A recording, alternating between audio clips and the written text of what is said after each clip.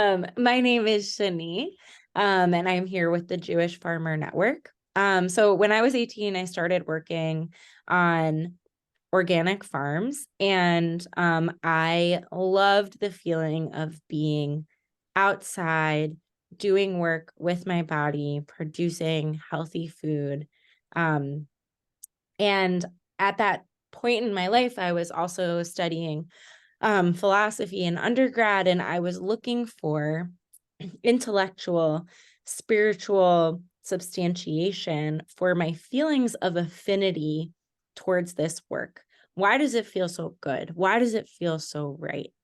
And I was looking in the books of my environmental ethics textbooks, and I was looking at Native American stories, and I was like, wow, these people get it. This makes sense.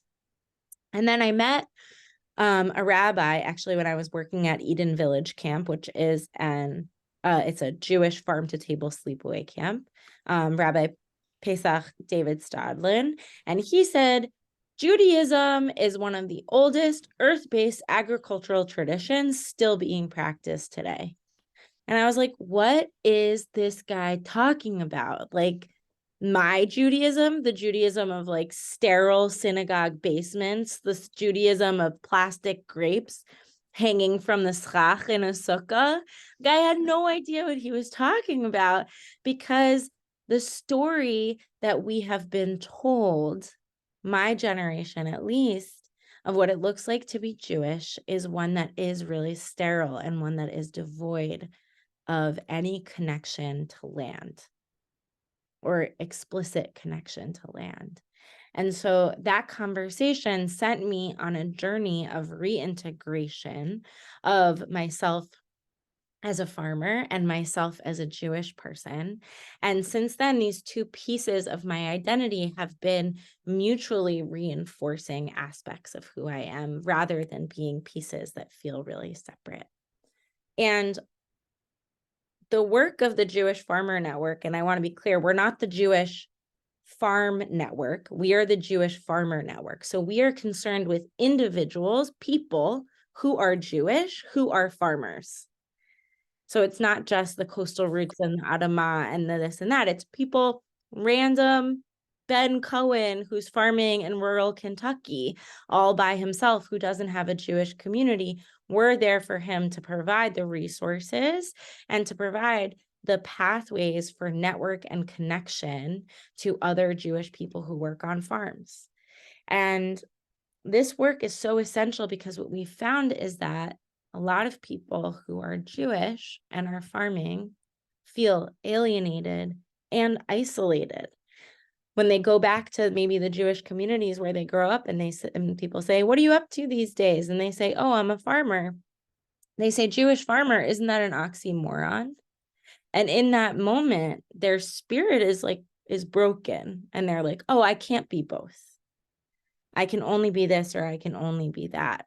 And it's really heartbreaking. And so we are really devoted to the work of stitching these two pieces of ourselves back together and providing the community to connect these pieces of ourselves together. And so that's just like a little bit. And I just want to share. So right now, so many of our farmers, especially in the Northern Hemisphere, are busy planting garlic. And garlic is this really special seed that gets planted in the fall, and then it gets harvested the following summer. It's like, I call it like the season bridger. Because sometimes if you have like a small scale organic farm and you have a different crew, people coming through every season, the people that are harvesting the garlic in the summer aren't the same people that planted the garlic in the fall. And garlic, we take one clove from a whole head of garlic and you put it in the soil. And the prayer of garlic is that this one seed that you put in the soil will grow a whole head, a whole community of garlic around it. And I always think of this as being really deeply connected with the story of Hanukkah, because which we'll celebrate later this month on the 25th of Kislev, which is also my Hebrew birthday. And on in the story of Hanukkah, one of the great miracles of Hanukkah is that in the destruction, after the temple was destroyed, they thought they wouldn't be able to light the menorah again. And wow, thank God, look at this. We found enough oil for one day to light the menorah for one day, one clove of garlic. And that one little bit of oil lasted for 8 days. This one clove of garlic grows a whole head. Just like the Hanukkah candles are the light in the darkness, so too is the garlic, the light in the darkness of the winter. And I want to also add that garlic, in a lot of Jewish traditions, is considered like plant protection magic. I was traveling recently and I was feeling really unsafe given the state of the world. And my friend said, just put a head of garlic in your pocket. It'll protect you.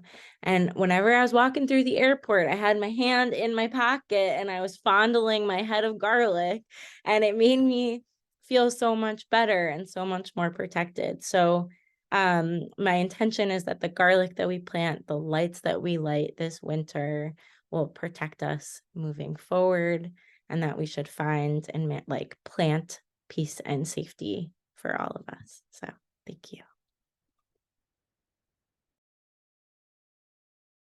To unmute. There we go. Wow. That was so beautiful. I love that. That is really great about the garlic and the lights of Hanukkah. Perfect. Thank you so much, Shani. So it's a delight to have you with us tonight. Thank you very, very much. That was a beautiful, beautiful inspiration. So I just came home from the March for Israel on the National Mall, and I live in DC, just outside DC. And they say there were about 300,000 people there. For Tuesday, that's pretty good. It was quite something. I'm exhausted, but exhilarated. And I just want to speak up for a minute about the elephant in the room, about how our hearts are broken open by the catastrophe in Israel and the occupied territories. Some may ask, how can we continue our work at Jewish Earth Alliance when Israel is at war? We know that, but we know that the climate crisis doesn't stop in the event of war. In fact, war and climate amplify each other. In this terrible time of violence, we're doing our work for those who must focus on their security and survival. May the open wound in our hearts, as Leonard Cohen sings, let the light in. We remember those murdered and we pray for the healing of the injured and families of those lost and missing, and the safe return of all of those held hostage. And we plead for peace for all beings who dwell on earth. I woke up one morning and said, this is the migration time for the birds through Israel. Let us take a few centering breaths to seal this prayer in our hearts. So just take a moment. You might want to put your hand on your heart if that feels good. Close your eyes if that feels comfortable. And just take a few deep breaths before we start our work, our meeting.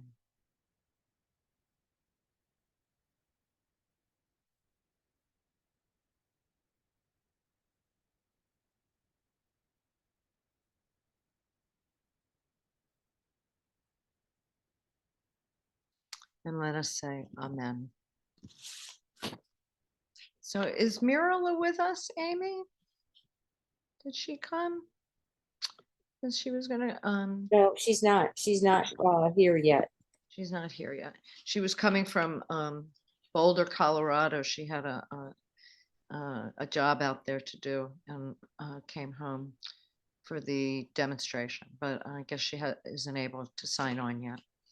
But what she was going to talk about was how successful the lobby day at Tisha B'Av was, that we handed out hundreds of cards. Oh, great. You've got these wonderful slides. We Mirla spent many hours organizing all the cards to go to different offices. And I believe we had about almost 200 cards that we gave out, and 24 offices that we went to. And here we are, here are people writing the cards beforehand. And here's Mirla and her husband, Rick, delivering to Tim Kaine's office in Virginia. Remember when he ran for vice president? And so we're very proud and of all of you who participated, and it was very successful. And our lobby days have been so successful that we want to keep the twice a year lobby days. And we actually had a really wonderful time going back to Capitol Hill, because we haven't been for 4 years, to deliver them by hand. So that was really fantastic.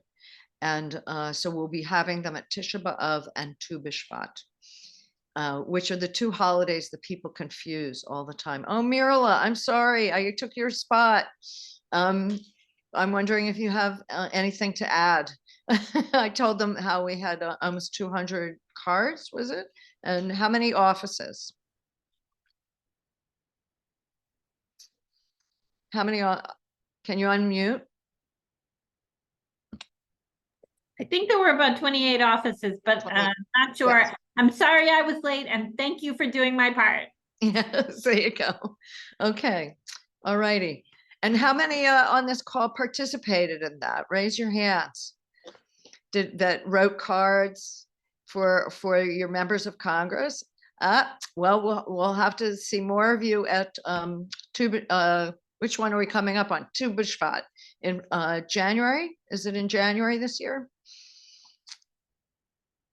So we're and our next meeting in December, we'll start to describe that, start training for that. And I hope that you all attend, come and join us then. So it's a pleasure for me tonight to introduce Rebekah Creshkoff as tonight's speaker on the topic of our action alert. Rebekah Creshkoff worked in corporate communications for 30 years at a Fortune 500 company. And she is an environmentalist and an amateur naturalist. In 1997, she began checking the glass-clad buildings in Lower Manhattan for bird collisions. The effort was adopted by the New York City Audubon and is now known as Project Safe Flight, to divert birds from running into all the tall buildings. Inspired by Judith Enck, the founder of Beyond Plastics, Rebekah took Judith's Beyond Plastic Pollution class and has become an anti-plastics warrior. She resides in Sullivan County, New York. She works at the Callicoon Farmers Market, performs with the Farm Arts Collective and Delaware Valley Opera. Maybe you'll sing for us at the end. And is a longtime student and assistant teacher of Tai Chi. She's happiest when she's outdoors. I share that with her. So let me turn the floor over to Rebekah, and we welcome you to help us understand deeper the action alert that we are sponsoring this on the legislation that we're sponsoring this month. Great. Thank you very much, Devorah. And tell me, do I click share screen first and then go to my slides, or vice versa? You click share screen first. Oops, actually I didn't. I see, okay.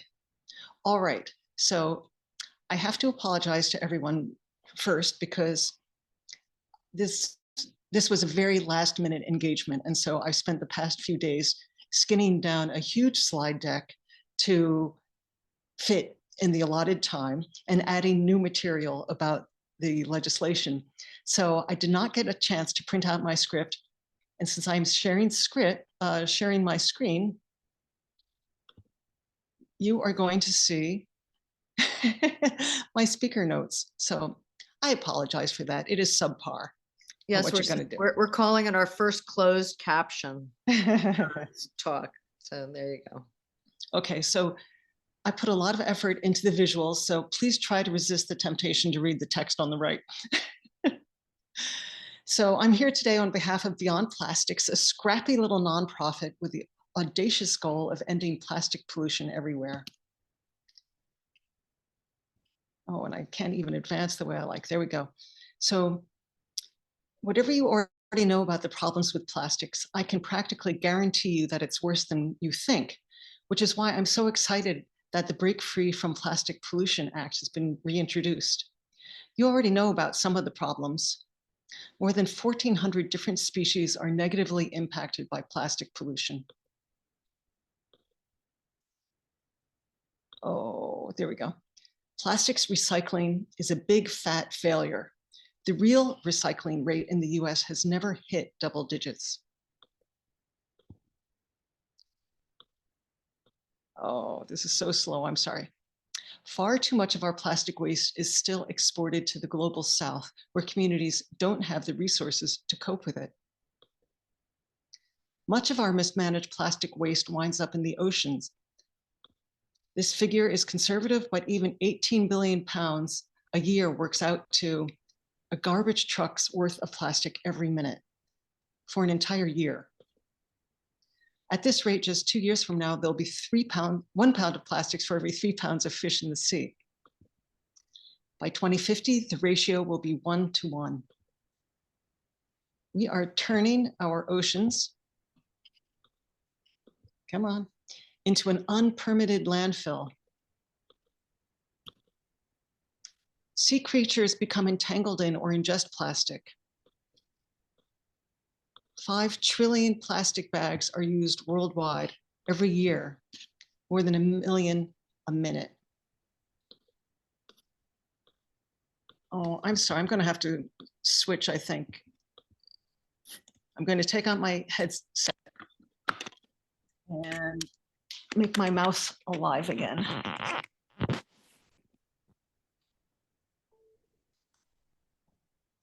Can you still hear me? Yes. Yes, okay, thank you. Okay, let's see if this works better. So 5 trillion plastic bags used every year, more than 1 million a minute. Plastic in the oceans is mistaken for food by animals who eat it and feed it to their young. Scientists estimate that about 5 tons of plastic are brought to Midway Atoll every year by adult albatross feeding it to their chicks. The atoll is covered with albatross skeletons with plastic in their abdomens. As my husband once said after our dinner of Chinese takeout, just think, your longest lasting legacy will be all the plastic you've used over the course of your lifetime. But the fact is, most of the plastic ever made is still with us today. Just how much plastic is that?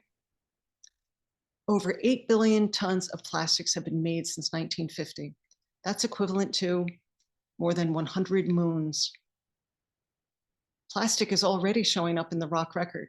You could say we're living in the Plasticine epoch. The Plasticine began around 1950 when plastics began to be mass produced.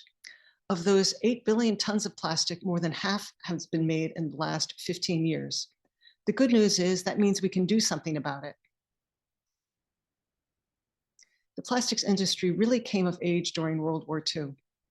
With raw materials scarce, manufacturers turned to synthetics to supply the military. But they knew that once the war was over, they'd have to find peacetime markets. So they launched an aggressive marketing campaign and became one of Madison Avenue's biggest clients. Soon plastics were as American as apple pie. Most of us have lived our entire lives surrounded by plastic, which makes it difficult for us to even register. Like a fish in water, we can't even see it because it constitutes the very medium in which we live, which leads me to the problem that has me most concerned. Plastic incorporates thousands of chemicals, many of them toxic. On their own, polymers are just a goopy mess, so it takes a lot of additives to make plastic useful, up to 70% by weight. The polymers form a backbone made of carbon-carbon bonds, which are very strong and stable. That's what makes plastic so durable. But the additives are not actually attached at the molecular level.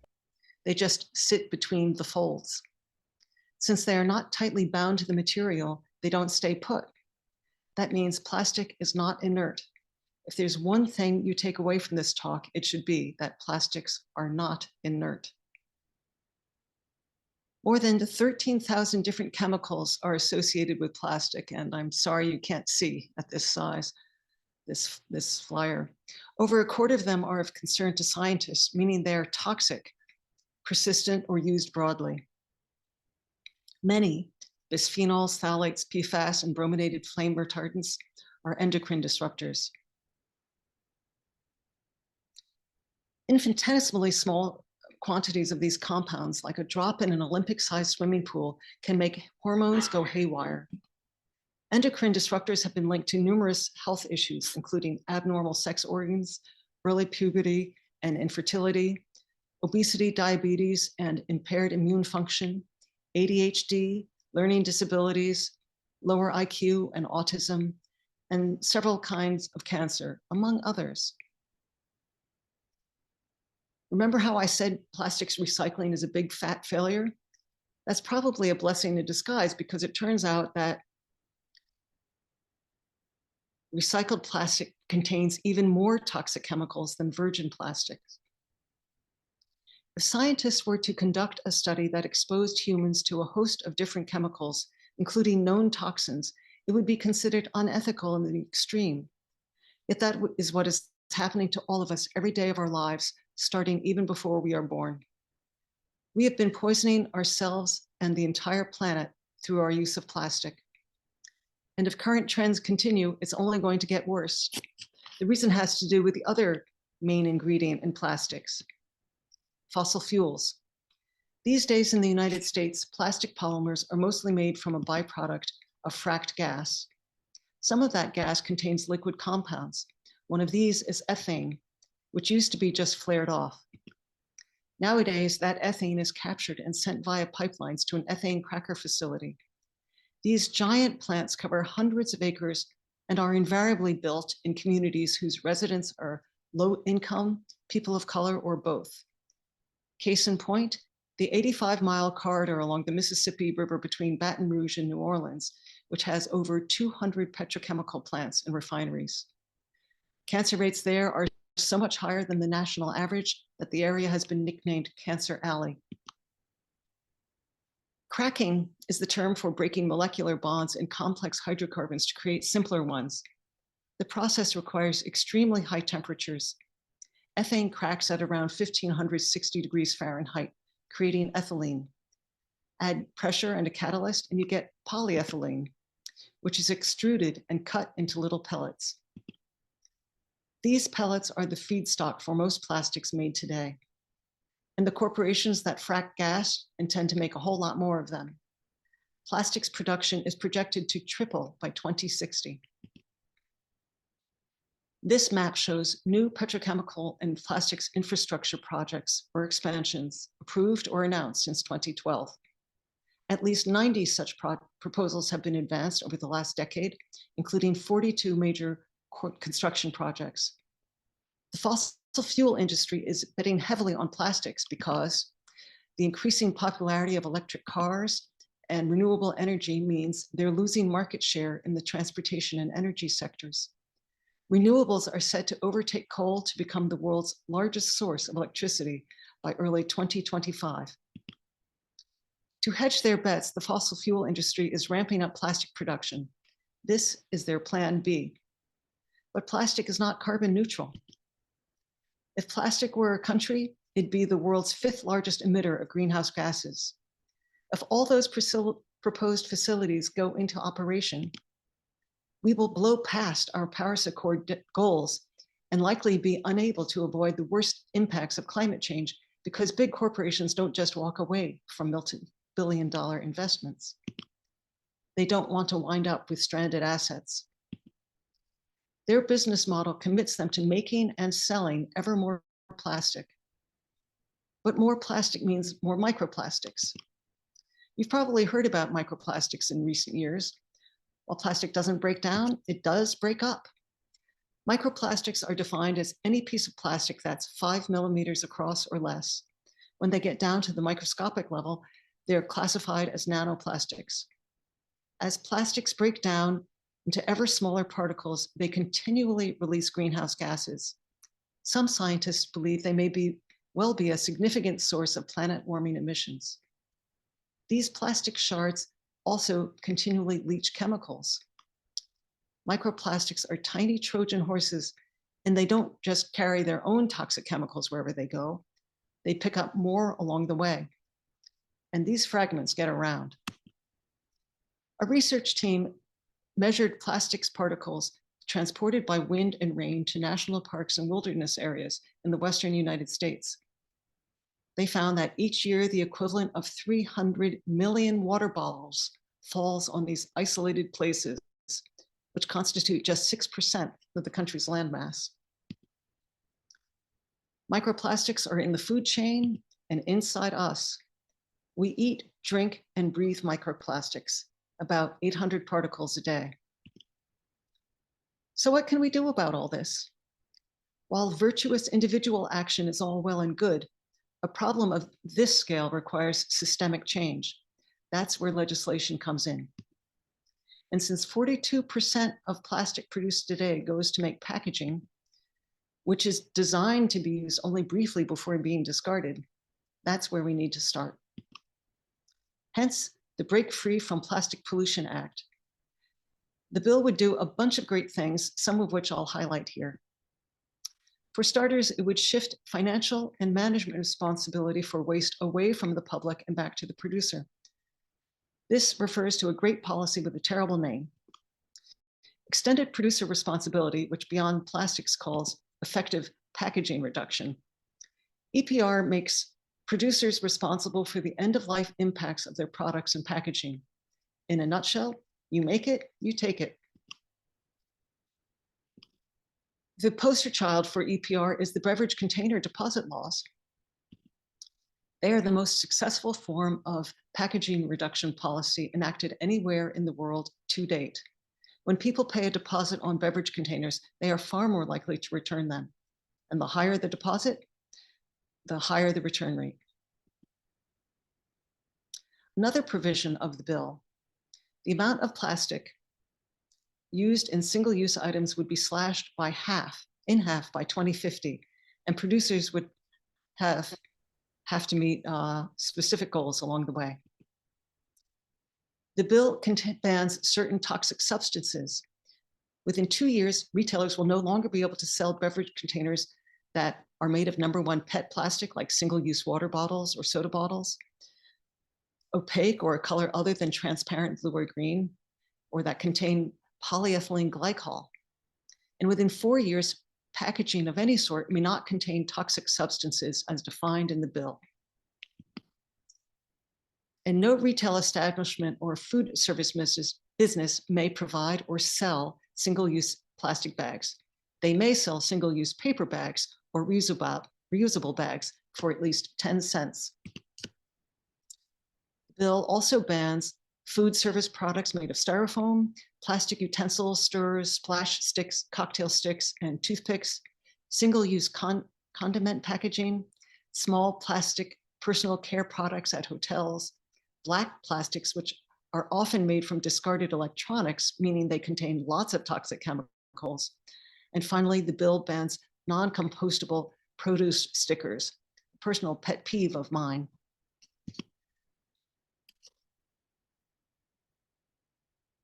The bill also prevents the export of plastic waste to countries that are not part of the Organization for Economic Cooperation and Development, many of which have been a major source of plastic pollution.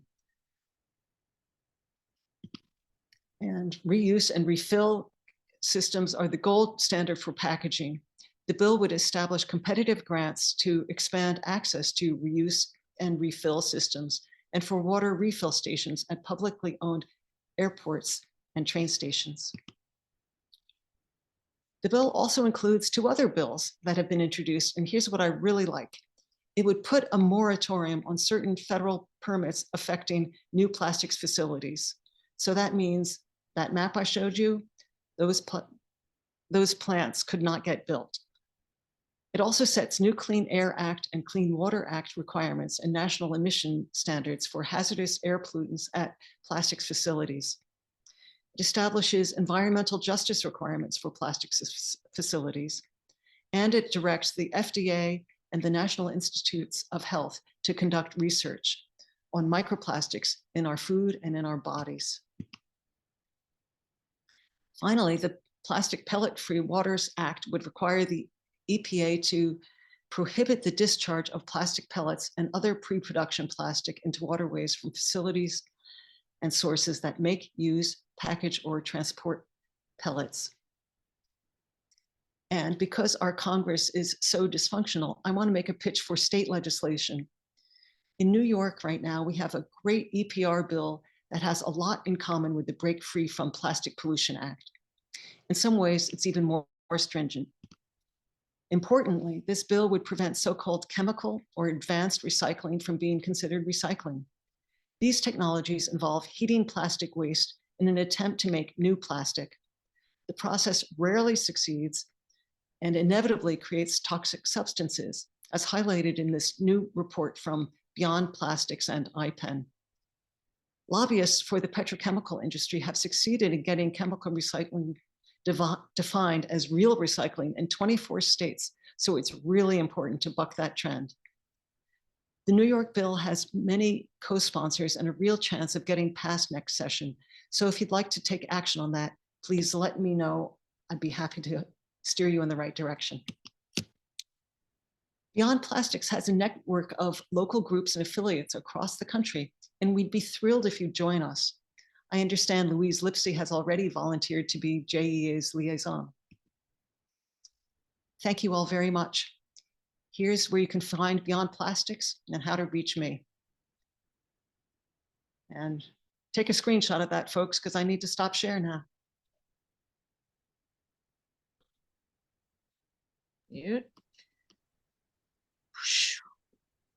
That was very well put together, very comprehensive, a lot of information, but quite graphic and quite clear. Wow, those photos are quite something. So we've put your website in the chat. Beautiful, thank you. And I want, if people want to think of, have any questions, if you put them in the chat, that would be the best. And we will look at those to pose those questions to our speaker. I was interested in, you had a phrase, I think it was on your website, that the new coal, plastic is the new coal. And I thought that was a very apt description. And particularly from what you were showing us, you know, particularly the Cancer Alley thing, and yeah, and the incredible damage that it does. And we're all guilty. There's not a, you know, I see there are few people in my life who are very strict about it, but wow, we are all really guilty of this. No, don't consider it guilt. Yes, because we didn't create this world, we inherited it. Yeah, we inherited it, and yes, it's been continuing, but you know, you grow up with this, your mother gives you this stuff, you don't question it. It's just sure. So, and we're used to it, we're accustomed to it, it's but too aside easy. from, It's very easy. but aside from that, plastic is so endemic in our lives. So for example, I'm part of a local community group, and somebody wants to get you know, the foam plastic blown in for insulation. Insulation is a good thing. It helps save on heating bills. It's a good climate friendly thing. Only the plastic itself, that foam that you blow in there, it's greenhouse gases and will continue to emit lots of greenhouse gases for many, many years, for the life of your house. So it's a very complex problem. Yes, but of course, very complex. Yeah. So I have a bunch of questions here. Let's see.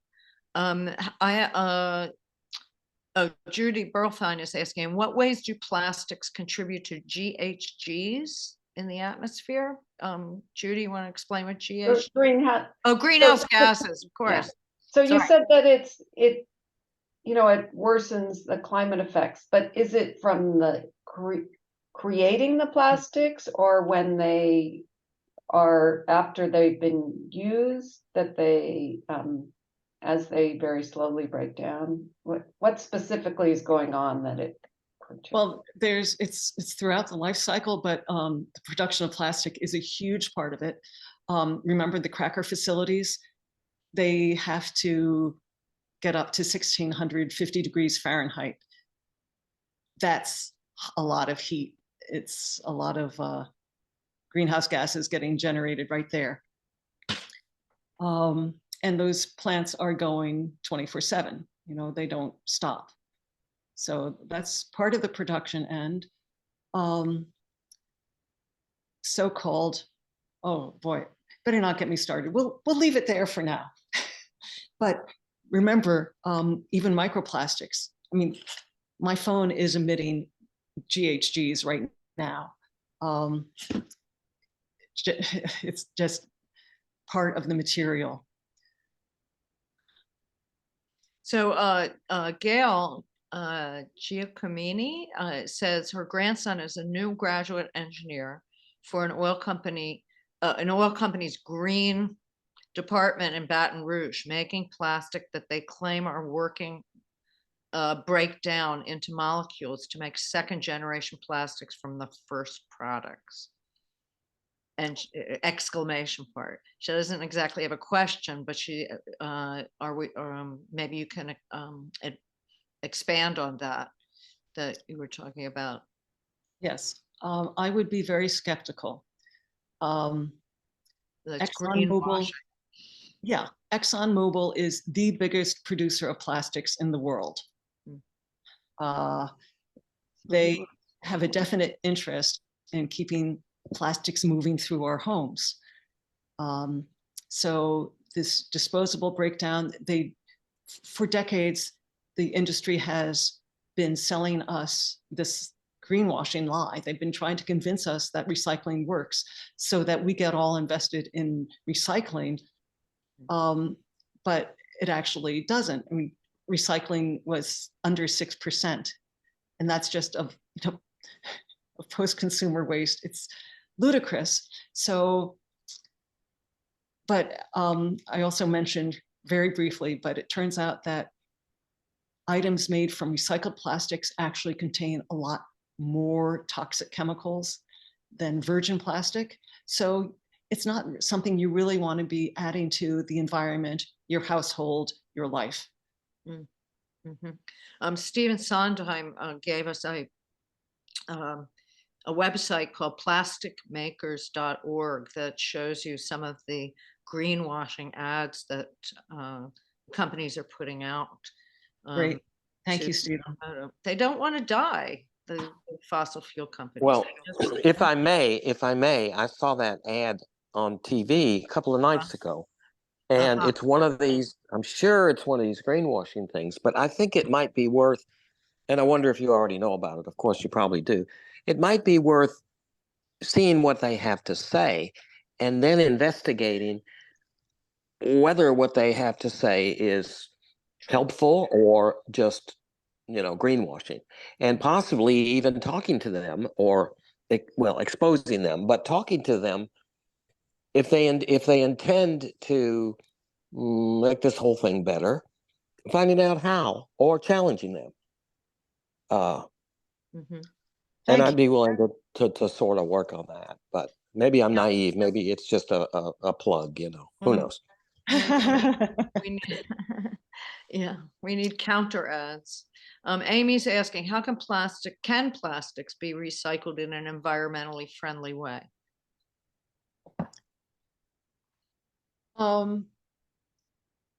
Really, no, because even conventional mechanical recycling, there have been articles that come out this year, how that generates microplastics that escape. Anytime you have a microplastics in a facility, a plant or whatever, they get out. They don't stay where you want because they're so small.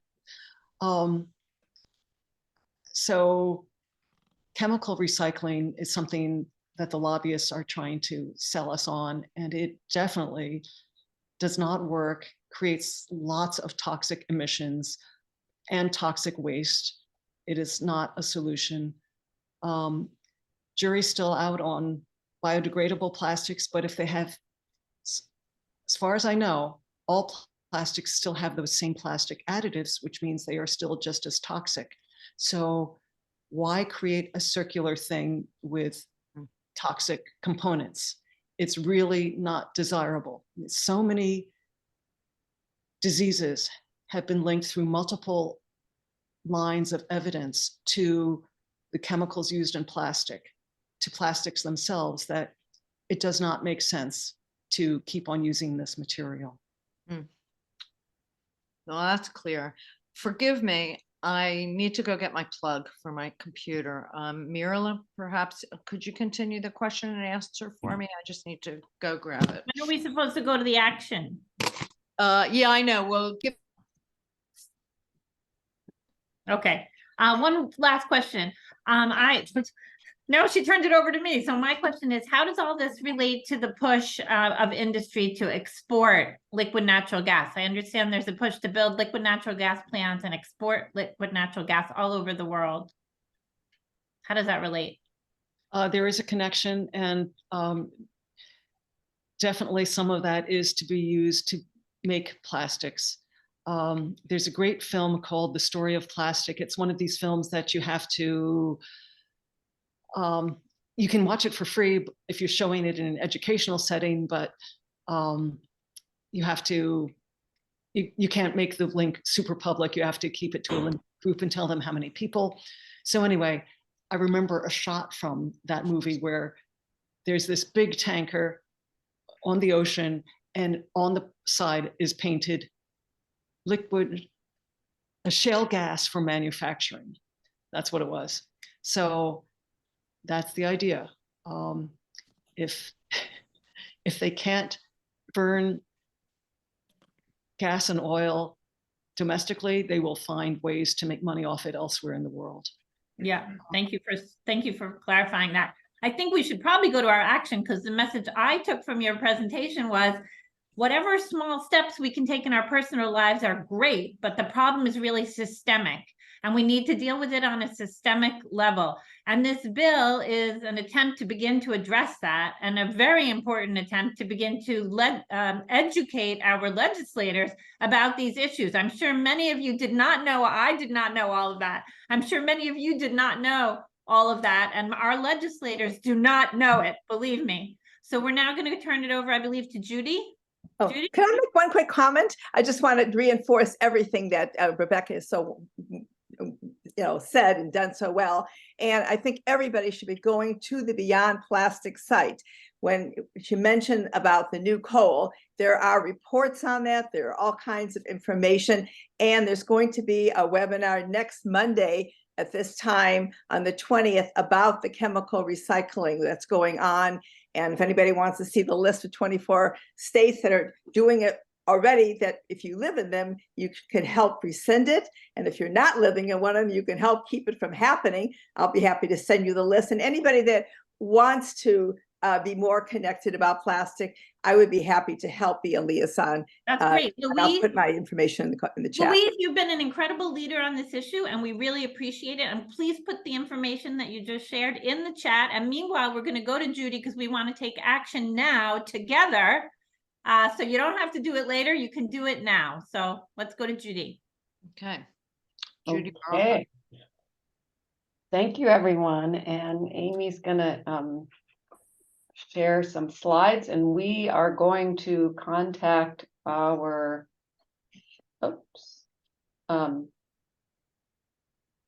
members. We're going to contact our senators now. You can either call them at the number that's right up there, or you can go to their website. So for example, I'm in California, so it's padilla.senate.gov. And when you get to their website, there'll be a place where it says contact me, and you'll click on that, and we have a sample message right here. We are looking for more co-sponsors of the Break Free from Plastic Pollution Act. So you're either going to ask them to co-sponsor the Break Free from Plastic Pollution Act, or if they've already co-sponsored, and we have a list that we'll show you in 1 second, we'll urge them to recruit additional co-sponsors. So that's the overall view of what we're about to do. Now, Amy, will you go to the other slide?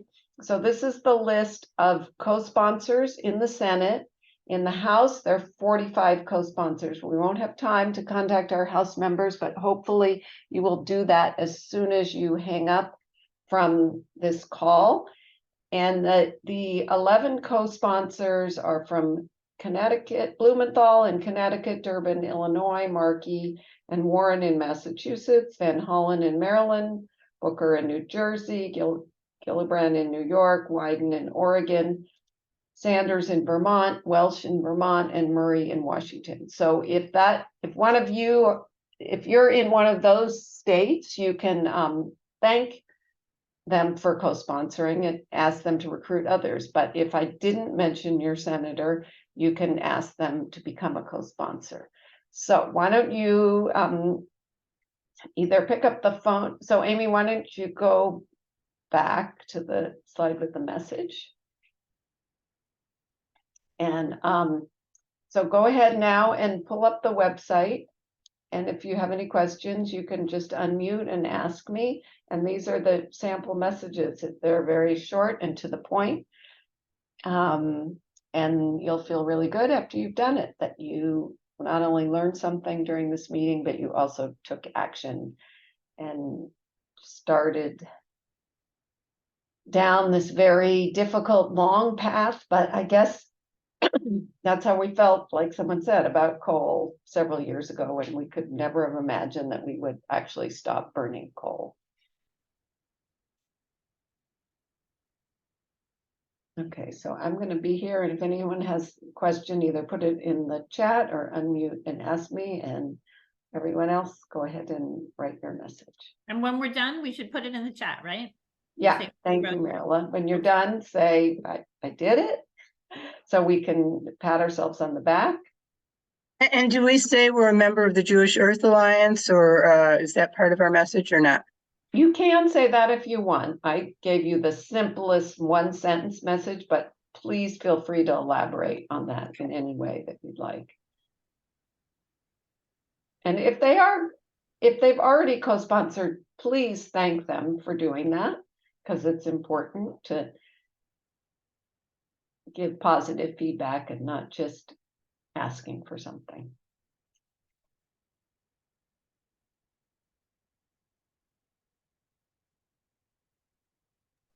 I just asked you whether both California senators. No, neither of co-sponsor. them have supported. And I would start with Padilla, because I'm not sure Butler, has, since she's not running again, I don't know how much she can be doing. And I will add that many of us have been working on Senator Padilla for years, since this bill was first introduced in 2020. I even led a rally outside his San Francisco office, and he has not been responsive. So he does need lots of encouragement. Yeah, because the more he hears, the more he might open up.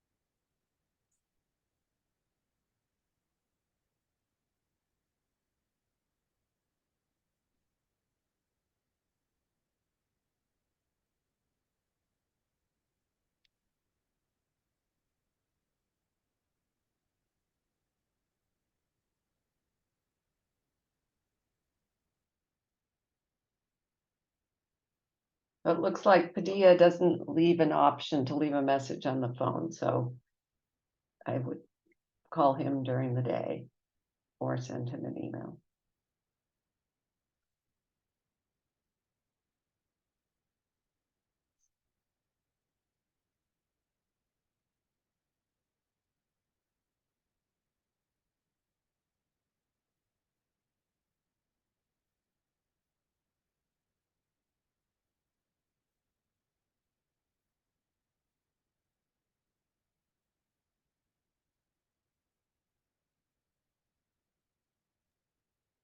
If I may, this is Stephen Sondheim. There seems to be more plastic packaging than ever.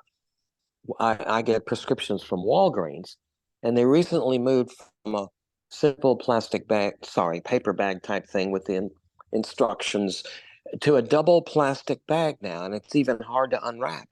Like, I don't understand why they're doing that. And also in grocery stores now, even good ones, many of the vegetables are in plastic, even in Trader Joe's. What's going on? That is why we all need to be contacting the corporations as well as our legislators. And that is why we need to stop single-use plastic, which is becoming almost 50% of all the plastic that is being produced. It is definitely something that we need to stop. Thank you. Yeah, it's true. Yeah.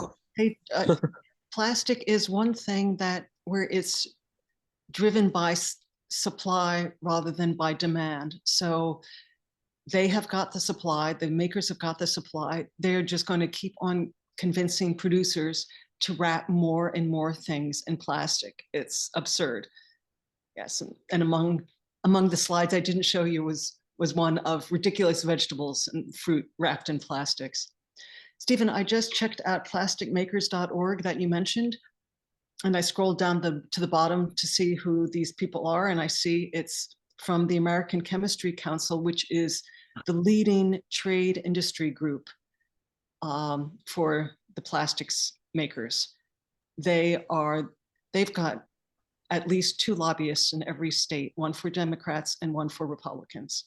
And they're the ones who are trying to get states to buy into chemical recycling and trying to weaken laws or proposed laws like the Break Free from Plastic Pollution Act.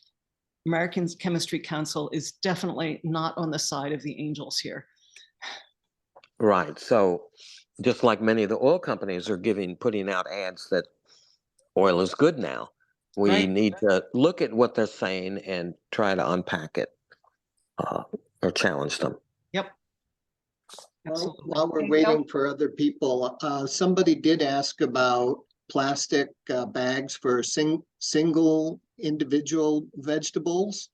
And I wanted to show, this is the bag that we use. We bought these at Amazon, very reusable, and you can put all of your vegetables in these types of bags. So if you've called or emailed, put it in the chat so we can count up how many emails and calls went out. I would also like to suggest that supermarkets be encouraged to carry these produce bags.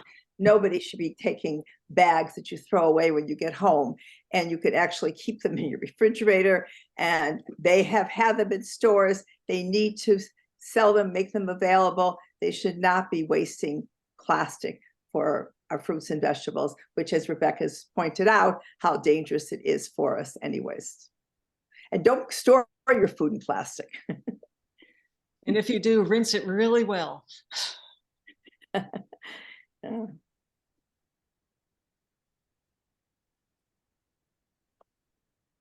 So how are we doing? See. Good.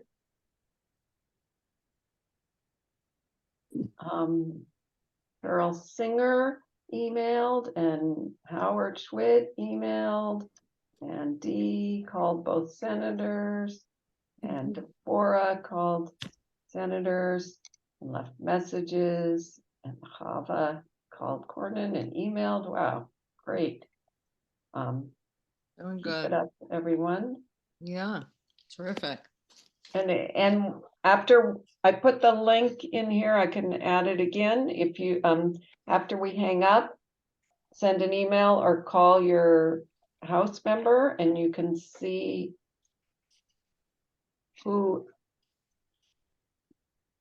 who's co-sponsored the bill in the House. There Mhm. are 40 I don't know if you just said this, but I just got to thank Jared Huffman. He's sponsoring the bill in the House from what I could see, correct? Yes, he is.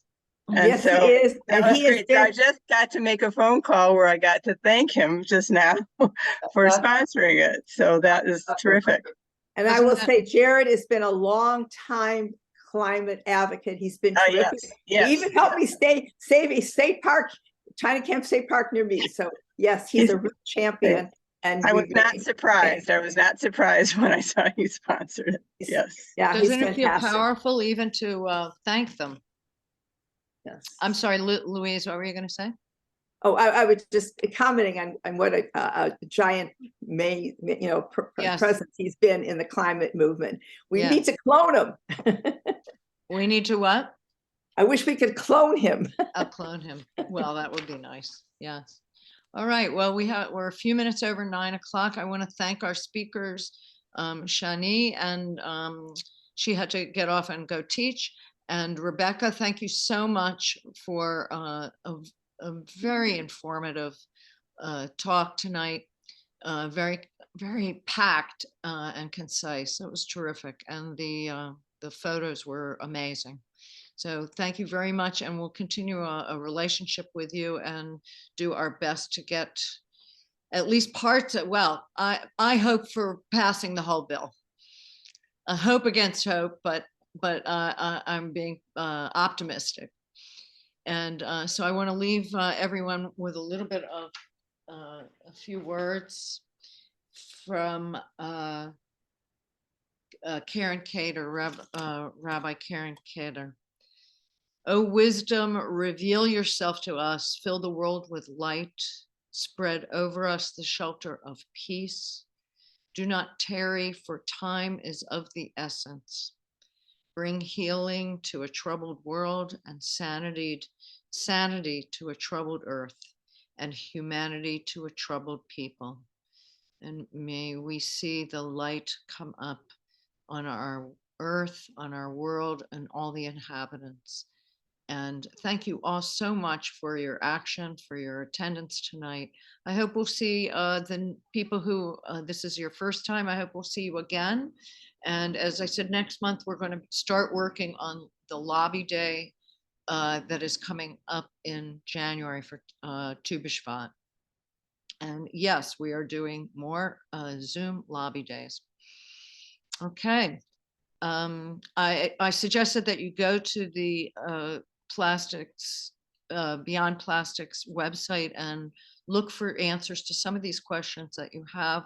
I believe that you may find them there, and we'll still be in touch through Louise with Beyond Plastics. So thank you all. It's been a lovely evening, and I hope you have a sound and restful sleep.